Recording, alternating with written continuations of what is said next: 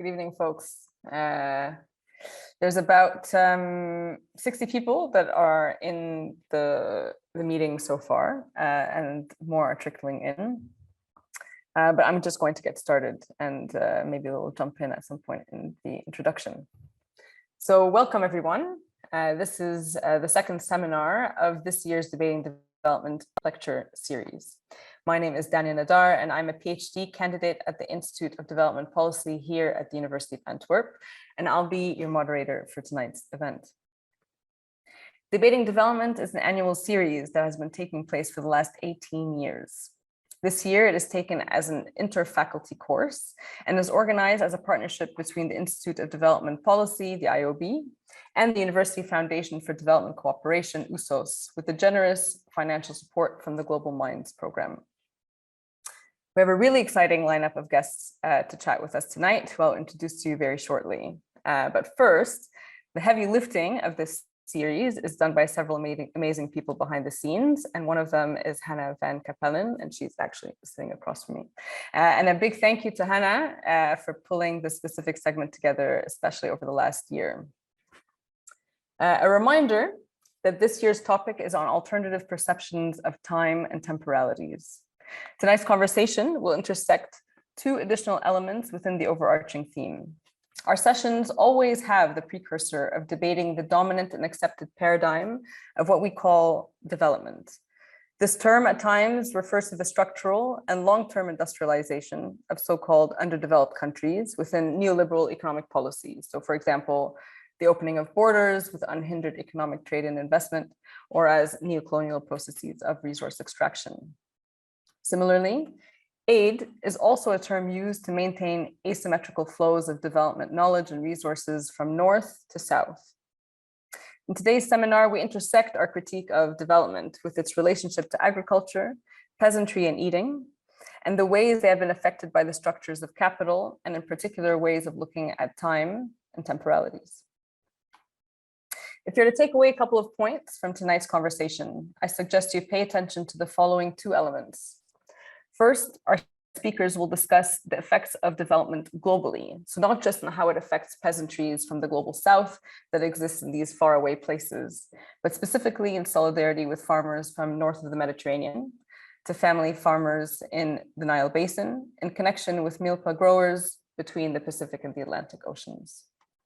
Second, and sticking to our theme of time and temporalities, today's speakers will also argue that the current food production systems are neither coincidental, novel, nor a successful outcome of our current economic models. In fact, they date back to 15th century colonialism, when plantation logics based on the exploitation of cheap land and labor dominated as imperial modes of production. They will also argue that these processes continue to shape contemporary production to consumption models today. History is not a story that ended in the past, but rather tells us the story of how we got here. And I hope that the knowledge shared tonight can be used to help us shape what we can do about it. I also want to take this opportunity to be critical of these same historical and ongoing structures, and specifically speak to one of the institutions hosting this Debating Development series. The Institute of Development Policy, also known as the IOB, was born on the campus and educational structures called the University Institute of Overseas Territories, also known as the Colonial University. This colonial university, created in 1920, trained colonial administrators that served in supposed Belgian Africa. While it may be no surprise to many of you that one of our institutes at the University of Antwerp was actively involved in maintaining the country's interest in its colonies, it can be dismissed as something of the past. But I would challenge us to consider whether these historical structures continue to impact our learning and education today among our staff and students. Are we aware of our past as to make sure we have critical perceptions of what development means, so as not to perpetuate the same structures that went into training the colonial administrators of Belgian Africa? I belong to this institute and this university, and I'm also committed to questioning both myself and the normalized notions of the institute that we belong to in order to create a space that is critical and inclusive of various voices within the academy and outside of it, and to foster processes of meaningful engagement, social justice, and transformation. So This brings me to introducing our two speakers. This will shed light, and they will shed light on the dominant global food system, how it affects those of us who care about where our food comes from and how it is produced and why it should matter to all of us. Let me first introduce Geneviève Savigny. She has been a farmer for the last 30 years in the southern French Alps. Sorry, my notes disappeared for a moment, but I'm back. She's a member of the French Farmers Union Confédération Paysanne and was part of the committee of the European coordination of La Via Campesina from 2009 to 2018. During that time, she advocated for the promotion of agriculture, food policies, and food sovereignty at the European level. She was also involved in the discussion on the Declaration on the Rights of Peasants, adopted by the United Nations General Assembly in 2018, and a member of the European Economic and Social Committee from 2015 to 2020. Welcome, Geneviève. Our other speaker is Max Eil. He is a postdoctoral fellow at the Rural Sociology Group at Wageningen University and an associated researcher at the Tunisian Observatory for Food Sovereignty and the Environment. He is an associate editor at several journals, including Agrarian South and Journal of Labor and Society, and has also written for the Journal of Peasant Studies and the Review of African Political Economy. His new book, A People's Green New Deal, was published in 2021 with Pluto Press. Thank you for joining us, and thanks for being part of Debating Development this evening. So first, a couple of housekeeping. How this will work. First, we'll give the floor to Max, who'll speak for about 15 minutes. And before the end of his time, Hannah will give him a sign, and probably through the chat platform. And after that, Geneviève will speak for also 15 minutes. And then I'll facilitate a conversation in between both speakers on some of the topics raised and the broader implications. So during this facilitation, we'll also integrate some of the questions that some of our students have submitted on the basis of the two texts suggested by both speakers, titled A Summit Under Siege by La Via Campesina and A People's Green New Deal, Obstacles and Prospects by Max Eil.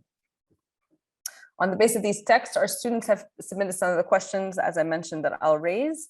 And then the broader audience, you, will have the chance to ask some questions, which can be submitted through the Q&A window, which is a part of the Zoom platform. So later, you can post your questions, or anytime, you can post your questions. And people who find some of the questions interesting, you can upvote some of these questions that you endorse, or that you would like to be asked, rather. You may not necessarily endorse them, but you may like to hear them being asked out loud. So that way we can more easily choose the most relevant or interesting questions, which can be addressed also by our speakers. So without further ado, I will give the floor to Max.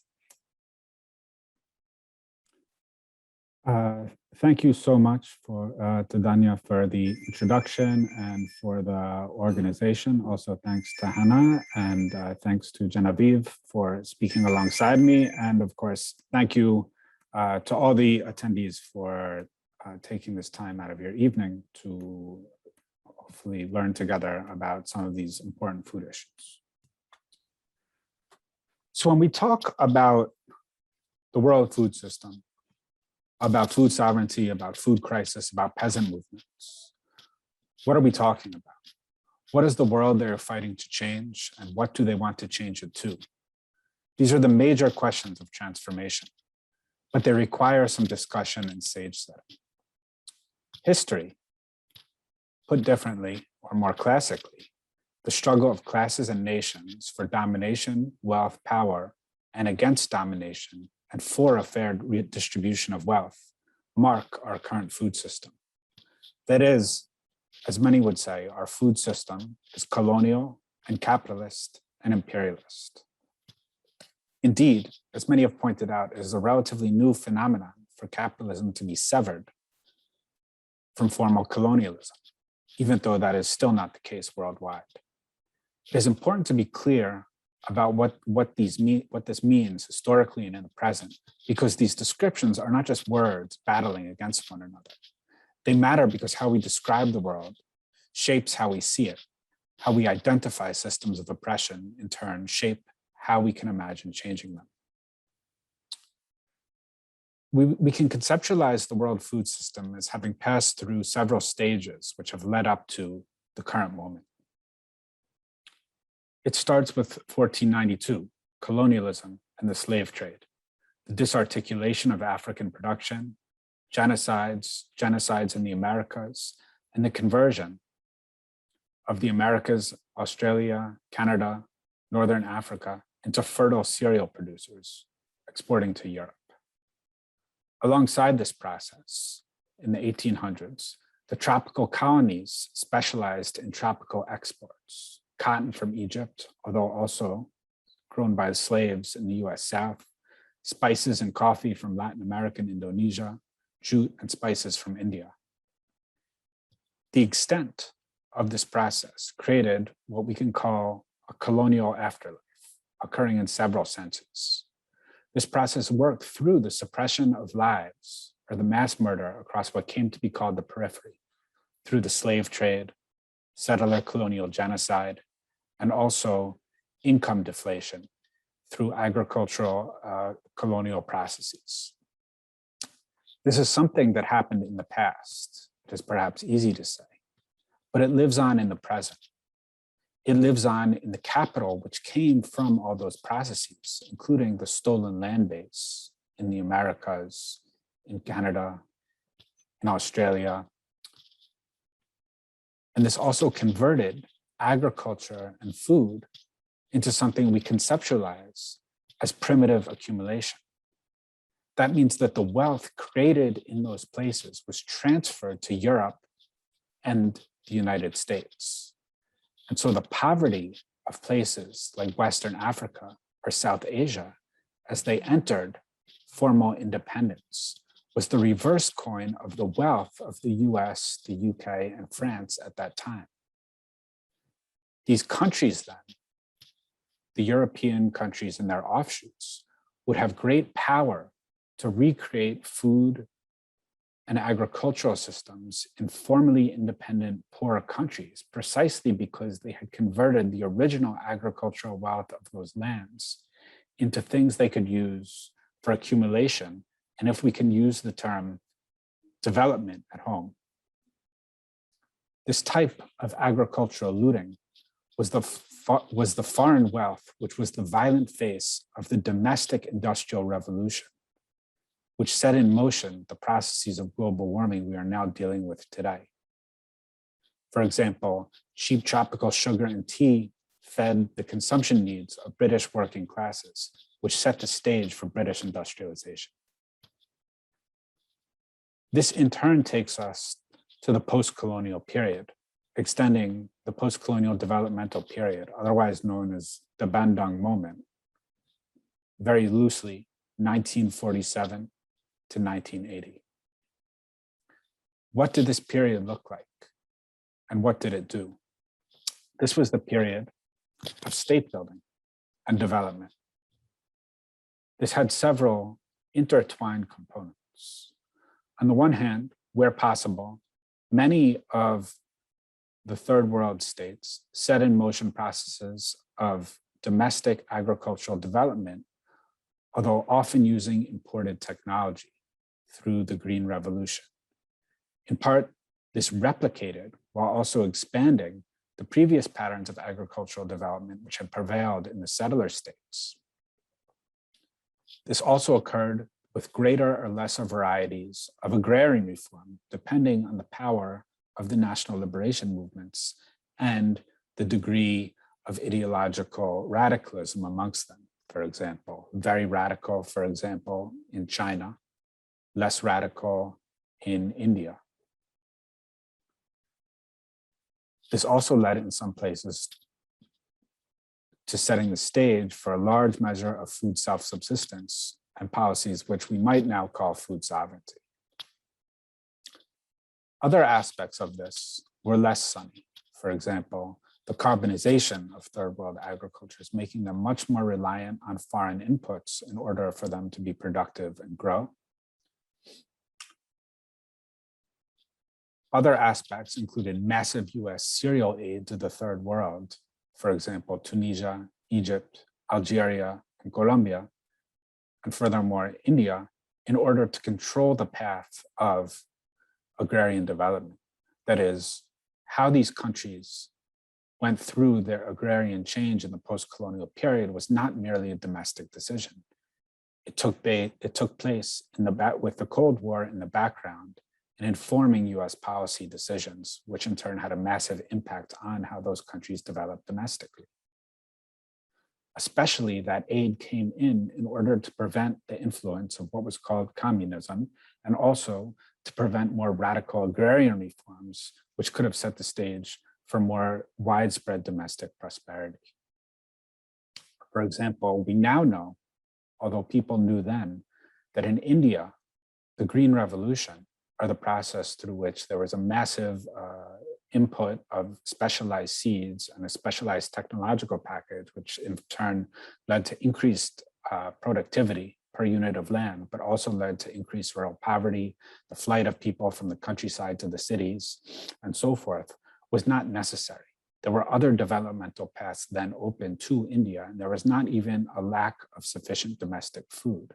That is, the Green Revolution was a policy choice, one that was lubricated and encouraged precisely by the United States in order to avoid that more radical agrarian development path.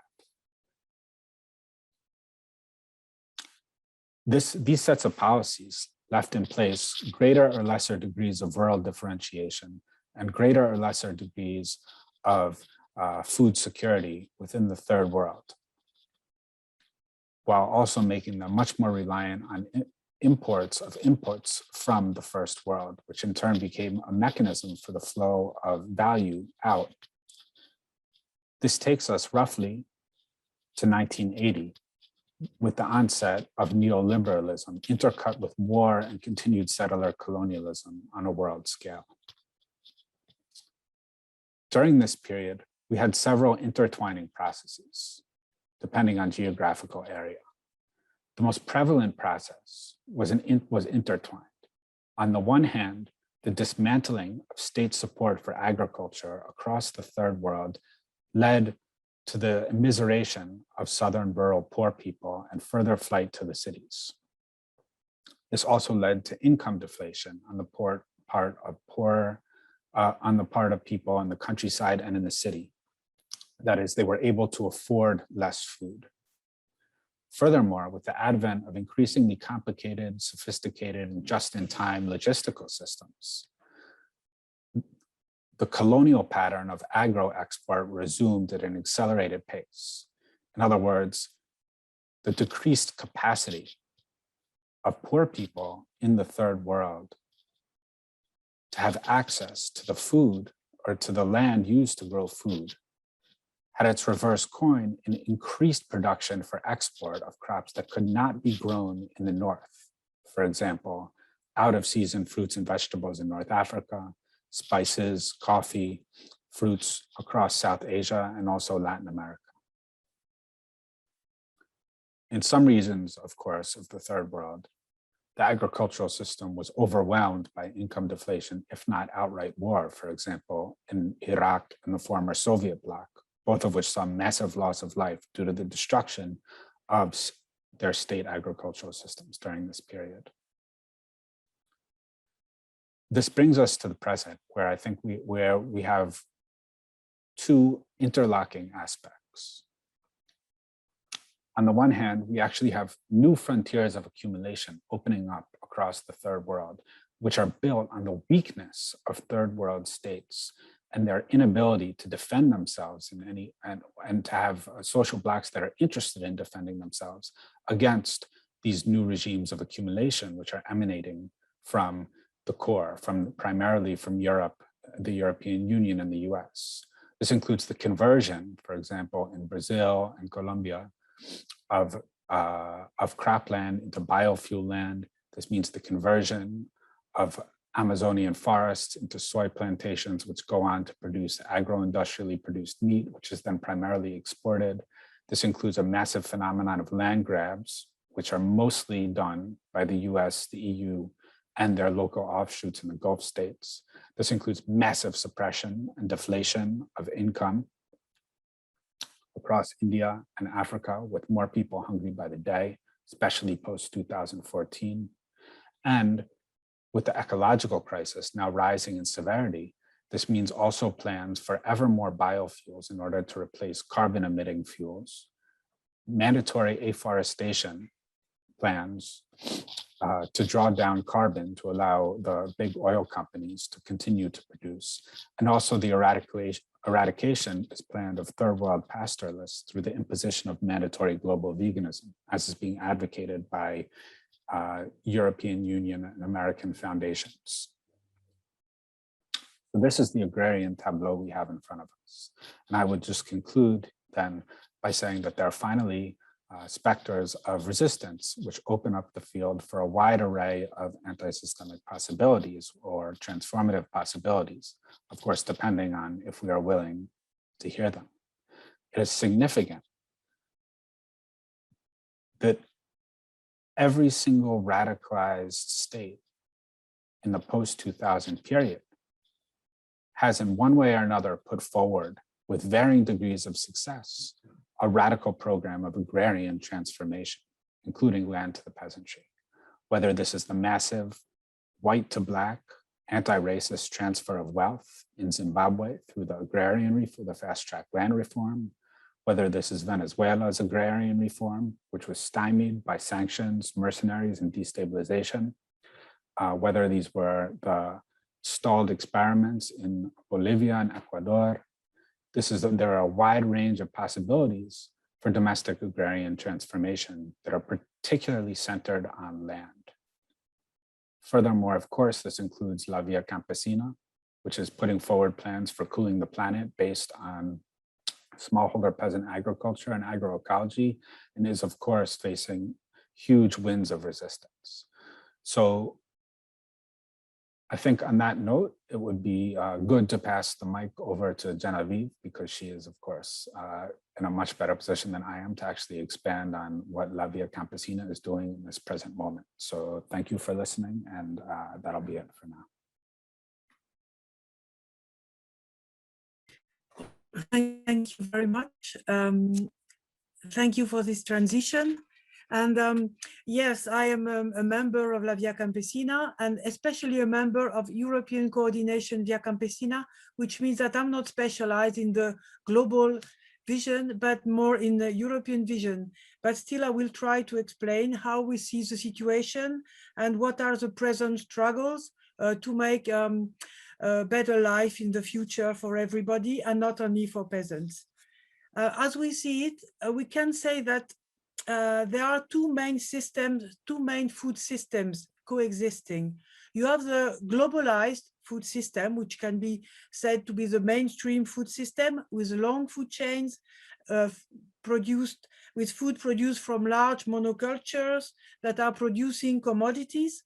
And then you have highly processed food, where you can hardly identify what is the raw materials and where it comes from. Or you have fresh fruits and vegetables from very large, highly specialized agro-businesses with very high technology being used. These globalized food systems also relies upon very large retailers, highly competitive and aggressive, with an aggressive model towards producers. And in general, those processors can be very large businesses, but not only. And they are all financed by the end by the same investors, with a very high concentration of capital within the hands of less and less and less people. Still, in front of this, I shouldn't say still, which means that it should disappear. In fact, it is very alive, and I will explain how and why. And you have the territorialized food system, which is the production of food for local communities, for people, and shorter food chains. This is more or less what we could say a kind of slow food system, and more linked to the people, with short food chains, where you can find, at least at European level, organic farms involved, or we can say agroecological, although this word has to be better defined, and we will maybe come back to this later. This type of food systems is very, very widely spread. It used to be quite maybe the most traditional system, but now and you can still find, and you can find a lot of experiences, examples, a lot of different farming systems all over the world, in spite of what has been happening over the years with this colonial system and with this growing importance of capitalism into food systems. It is existing, it is resisting all over the places. And even in Europe, you can say, for instance, that in Europe, although we think that we are very highly developed with large farms and so on, the average size of farms are less than 20 hectares, and 77% of farms are less than 10 hectares. And then the average depends really on countries, and you have a lot of different farming systems over Europe, but the main system is still a kind of family farm, but professional, which means that it's kind of small businesses run by a family. At global level, one said that it is said, and it is studied, that 70% of the food which is produced by small family farms that own less than 30% of the land, that have less than 30% of the land, which means that food basically is more produced by small producers than by the large globalized system, which mostly produces, like I said, commodities. And so this slow system, this territorialized system, this is where you can find what we call peasants. This is how we call ourselves, although this word can sound a bit pejorative or old-fashioned, but it still means a lot for our movement, because in peasant, we put all the value that we have, that farming is not only a profession, that it's not only for business, it's not only for money, it's also a way of living. And it is also a special relationship with nature and with the land, like it has been described in the Declaration on the Rights of Peasants and Other People Living in Rural Area, which has been mentioned by Dania at the beginning of this conference. And this declaration is some international instrument that we have promoted and discussed at the Human Rights Councils until it has been voted by the United Nations in 2018, which means that this system, this I would say old style system of food production has been recognized in the international institutions as something which has to be defended, and which has to be defended through rights, through human rights, and the right includes the rights to land, the rights to seeds, the rights to all other human rights, but especially explained for peasants. Now, what is the situation? How is the situation evolving at the moment? I would say quite bad. In fact, well, quite well and quite bad. There is a very, very big offensive, very big attack of the industrial food system, which is really with the two, I would say, mainstream, with the mainstream direction towards more digitalization, more modernization, a kind of a way to get away from the limits, from the boundaries of land, and also from farmers' hands. So more digitalization means more mechanization, more production, but done without human beings. So it means also it also concentrates on genetics, artificial intelligence, data, drones, and of course this means a lot of capital, needs of money on farm at farm level, but also the increase of big companies in the farming sectors, which is quite dangerous, because this means also capital, not only from the traditional farming sector, agricultural sector, but also from the big digital industry, from what we call the GAFAM, and who are also pushing for the artificialization of food through this cell meat or artificial meat that was also mentioned. So we have really a really strong push for more, for a very highly capitalized food system, and also for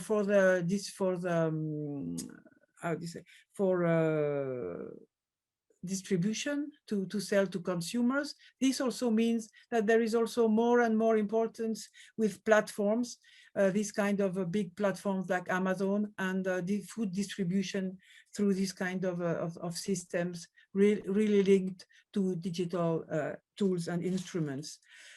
Without mentioning that it is really very,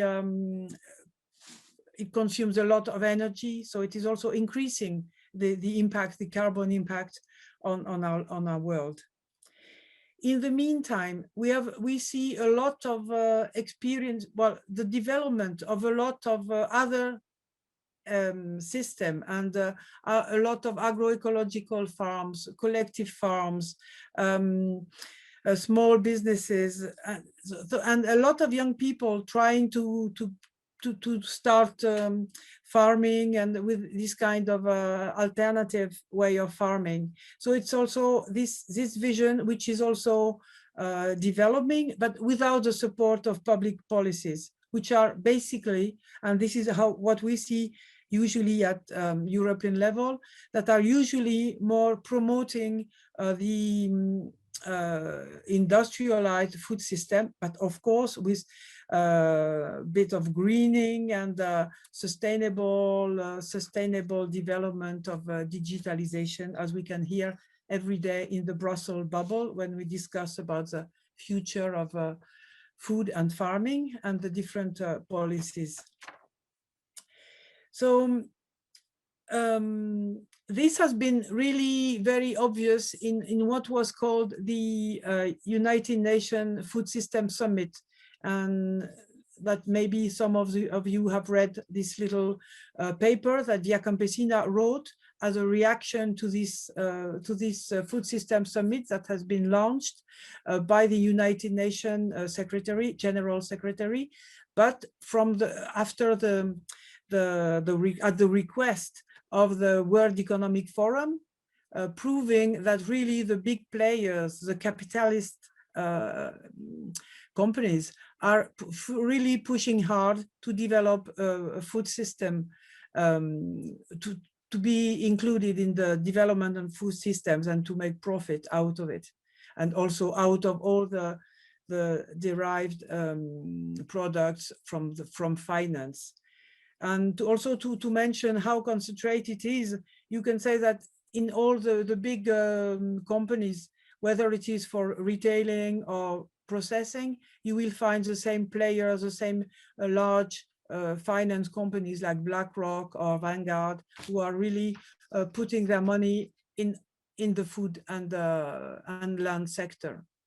So this is maybe to complete the scene. It is also important to mention that the localized food system, the slow food system, the food system that is based on shorter food chains, is also more based on social relationship, and also more provides more jobs, more opportunity of jobs and social relation in local areas. So this is also why for us it is so important to develop more local food system based on peasants, based on human people and agroecology, which is basically a way to better adapt agriculture to nature, to bring in more complexity and have more an approach to food production which is linked to nature and a social relationship with local people. So it was very rough presentation. Oh, wonderful. No, thank you. That's fantastic. Thank you so much, Geneviève, and thank you, Max.